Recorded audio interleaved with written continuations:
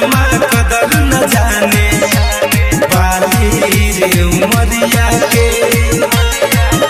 स्वागत है फिर से एमएस न्यूज़ के माध्यम से एक नए वीडियो में। तो फिर मैं ऐसे उभरते हुए सितारे के बारे में बात करने वाला हूँ। उनका एक ऐसा वीडियो, एक ऐसी सॉन्ग रोस्ट करने वाला हूँ जिनको आप लोग बहुत पहले ही मतलब सुने होंगे और बहुत सारा ढेर सारा प्यार दुलार आशीर्वाद दिए होंगे। जिस गाने का बोल था पिया हो परदेश में कैसे रोज बर्दाश्त करेला, परदेश में कैसे रोज बर्दाश्त करेला। मतलब उस गाने की अपार सफलता के बाद ढेर सारा उन्होंने गाना लाया और सब गाना बम ब्लास्ट होते गया।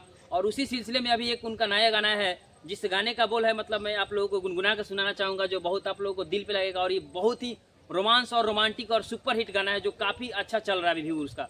तो जिस गाने का बोल था मतलब कि इस प्रकार से है जो आप लोगों को बताना चाहेंगे कि कबले जोगा के रखब ई कोमल शरीरिया के बलमा हो बलमा कदर न जाने बाली रे उमरिया। इस तरह से बोल है जो काफ़ी अच्छा गाना है। और इस गाने को लिखे हैं हमारे बड़े भाई मिठू मिसाइल और म्यूजिक डायरेक्टर जो बहुत ही बढ़िया म्यूजिक बनाते हैं, जिनको आप लोग विकेश भोजपुरिया के नाम से जानते हैं। और इसमें एक काम की है जो काजल कश्यप और धनंजय धड़कन, जो बहुत अच्छा इन लोगों का कम्युनिकेशन है, जो एक पर एक हिट गाना हमेशा मार्केट में लाते रहते हैं।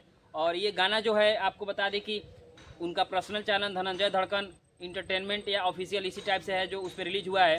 जो आप लोग जाइए और इस गाना को ढेर सारा प्यार आशीर्वाद दीजिए और रील्स बनाइए। और उस तरह से उनका गाना बैक टू बैक अभी और भी बहुत सारी गाने हैं जो पेंडिंग में है, जो ट्रेंडिंग सेक्शन में आने वाली है। तो मैं उस गाने का भी बहुत जल्दी रोस्ट वीडियो आप लोगों के बीच लेकर आऊँगा।